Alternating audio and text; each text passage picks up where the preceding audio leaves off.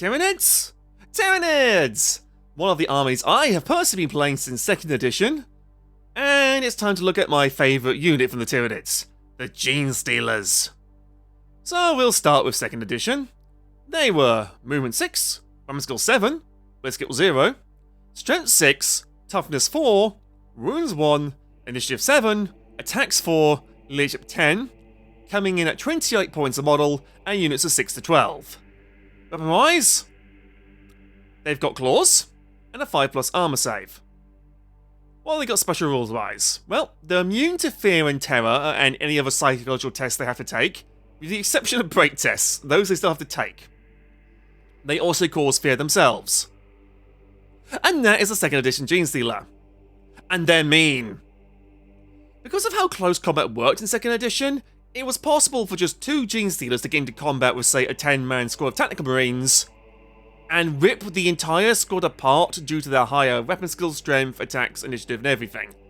Yeah, no, they were quite mean. So, we now head off to 3rd edition, and they are a troop choice. They're 16 points a model now, weapon skill 6, weapon skill 0, strength 4, toughness 4, wounds 1, initiative 6, attacks 2, leadership 10, and a 6+ save, and they're still in their bruise of 6 to 12. They come with Rending Claws default now, and allowed up to 1 of the following Biomorph upgrades.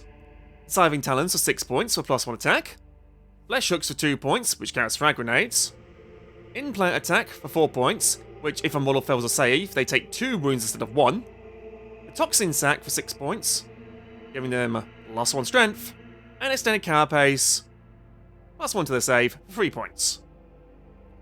Yeah, that last one's, not too useful as it only makes it a 5+ save, so, yeah, against things like bolters, that ain't gonna make much of a difference.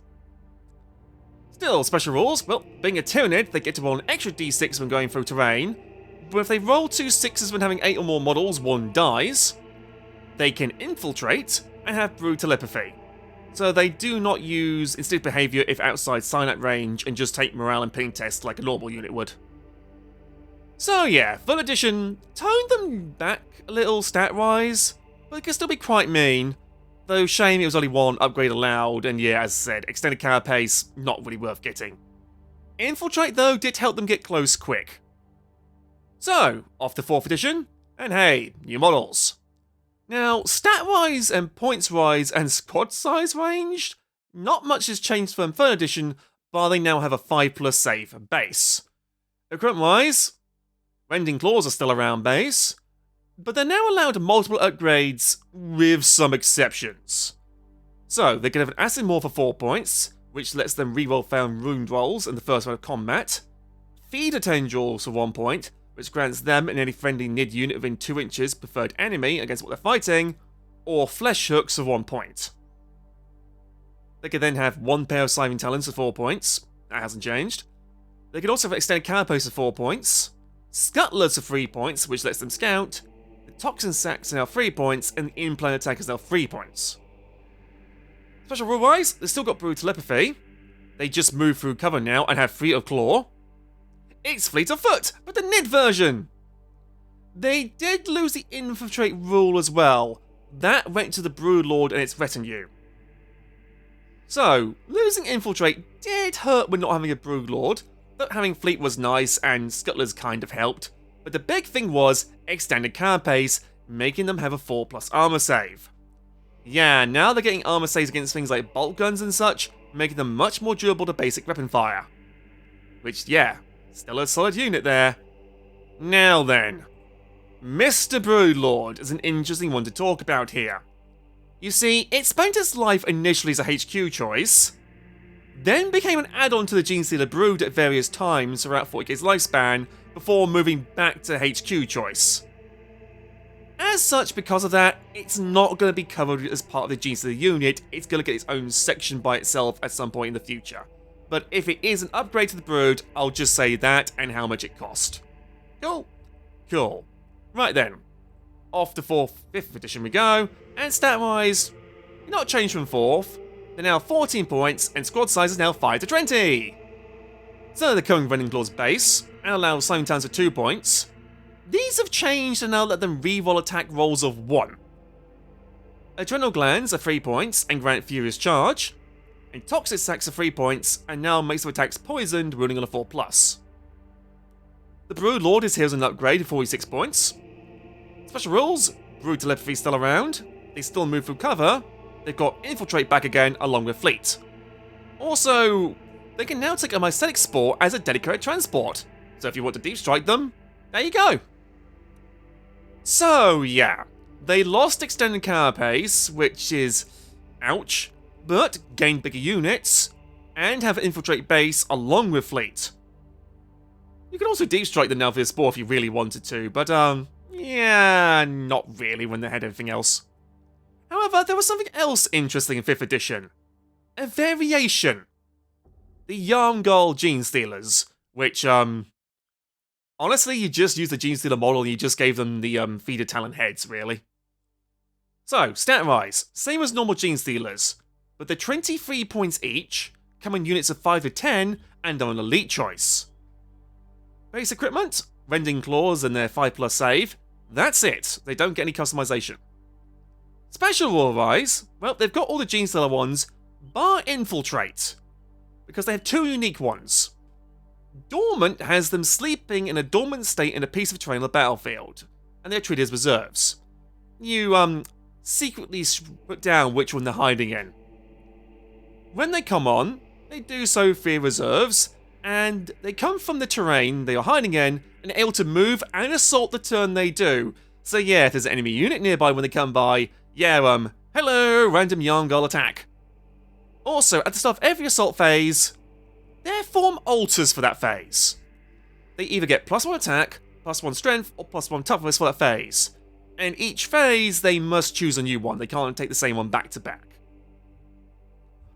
Yarmguls were an interesting little experiment, which could be quite potent if they'd been in the right place, and they definitely felt like a cross between a Genestealer and a Lictor.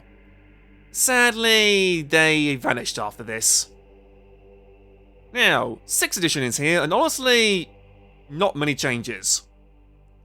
For equipment, well, 5th edition no costs, and they've, Mystic Spore's gone. The Rending Claws, however, now AP5 base, just have the Rending rule. Scything Talons are now 4 points, and they're AP6 melee weapons, so they're melee just to give it an attack bonus again now. The Adrenal Glands are now 2 points, Toxic Sacs haven't changed, and the Brood Lord is now 60 points. They've also lost Brood Telepathy, as the instinctive behaviour changes, it just wasn't needed as a rule on them anymore. So yeah, 6th edition was not the big change to the Genestealers, it was really more aimed at the Brood Lord itself. Also, bye Brood Lord, you're going back to the HQ section again from this point onwards. So, 7th edition. Nothing happened, they didn't have a codex. Off to 8th edition we go. So, 12 points a model, units of 5 to 20 still, and a troop choice still. Stat-wise, movement 8, weapon skill 3+, ballistic skill 4+, strength 4, toughness 4, runes 1, attacks 3, leadership 9, and a 5+ save. The Rending Claws are now AP -1, damage 1, but become AP -4 on rune rolls of 6. They have Scything Talons, which let them reroll ones to hit again.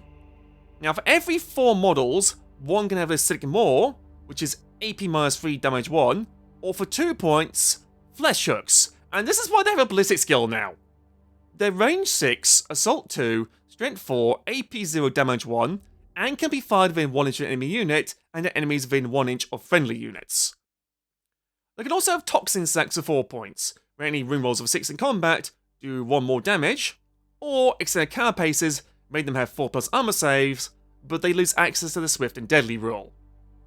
Speaking of special rules, Swift and Deadly lets them advance and charge.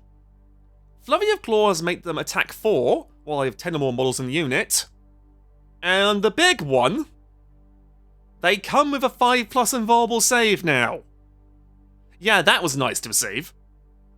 Now, they also have Infestation. You can place 4 infestation nodes in your deployment zone where the Genestealers are lurking. If an opponent ever gets within 9 inches of a node, it is destroyed. During the movement phase, you can set them over 6 inches of the node. However, if all nodes are gone before the Stealers appear, the Stealers are lost. Yeah, no, the 5+ invulnerable save, very nice to get for the Stealers here, and honestly, they're still a good unit overall. The infestation nodes were an interesting idea, but one I never really used that much. I'd rather just have them skip me across from the get-go. But it could have some uses. Now then, 9th edition. I've got beef with this one. Why? They left the troop section and moved to the elite section. And as someone who liked using Zoanthropes and Lictors on some other elite stuff, yeah, this was a bit of a pain for me, as Genestealers were also my primary troop choice up until this point. Ah well. Anyway, stat line wise, they gained an attack. Yay! Lost the leadership. Ah, and now Blitz skill 6+.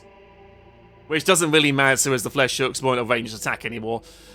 They're also now 16 points a model. So, Rending Claws are gone! They've now just got Claws and Talons, which are AP -3, damage 1. So no more chance of easily ripping through a Marine or Terminator, just a solid AP -3 in general, which worked out fine. What about other options? Well, a standard carapace was 1 point for each Stealer, and made them movement 7, with a 4+ save. Toxin stats for 3 points, and each roll of 6 to hit, automatically wounded. The Infestation node is back, but now it's a 20-point upgrade, and works very differently. They can set up the nodes in action during the command phase, and during the command phase, any Genestealer brood within 3 inches of it gains D3 models back that they've lost this game. The node is destroyed when an enemy gets within 3 inches of one, and there's no friendly NIDs within 3 inches of it. Yeah, that's a lot more useful. Also, for every 4 Genestealers, you can have 1 with an acid maw, and then for another 4, you can have 1 with flesh hooks. And these are both melee to give them the acid maw and flesh hooks keyword for certain stratagems. However, the flesh hooks also meant they did ignore vertical distances when doing any kind of movement, so that was something. Special rules? Well, lightning reflexes still give them a 5+ invul, yay! But also a 4+ invul in combat, bigger yay! Also, they can now Vanguard deploy up to 9 inches away from enemy units, and if they do so in the hand of an infestation node, they can place the infestation node down where they are. Yeah, very handy. Also, if your army is battle-forged, then you can take a Broodlord without it taking a 4-sword slot in your army for each Genestealer brood. Handy. So yeah, the Genestealers are still solid. But yeah, after being a troop choice for so long, for something to move to Elite section was a bit of a surprise initially. And I also say this myself, it did mean I didn't see as much use to. Infestation nodes though, as I said, really helpful, and they're still a solid unit, but yeah, having to compete with some of the other Elite section now instead of just being a troop section was, Still, at least that lasted 1 edition. As, hello, 10th edition, goodbye Force Org chart. So, they're now 5 for 95 points, or 10 for 190. Movement 8, Toughness 4, 5+ save, and the 5+ invul as well. Runes 2 now, Leadership 7+, and OC 1. So, weapon-wise, their Claws and Talons are still around. Attacks 4, Weapon Skill 2+, Strength 4, AP -2, damage 1. Yeah, they're not as armor rendering nightmares as they used to be. Terminators are celebrating over there. Still, they have a 9-inch scout move now, reroll hits of 1, and, if within 1 or more objective markers, also reroll wound rolls of 1 as well in combat. Yeah, the 10th edition Stealers are here. Honestly, they kind of feel plain, which could be said a lot of 10th edition units really, and they did need a Broodlord. Because with a Broodlord with them, that gives them devastating runes, which does make them kind of terrifying again. But without it, they're tougher, but they just feel kind of lacking. But yes, that's the Genestealers, and they've definitely had some interesting times, but one thing has been fairly consistent. You might have a 2+ armor save, or be a vehicle and think you're safe. But if a Genestealer gets hold of you, there's a very good chance it's going to rip your armor open and get to that squishy bit inside. Heck, there's a reason in the Space Hulk games they send in Terminators. Because they stand somewhat of a chance against a Genestealer attacking them in there. Keyword being, somewhat.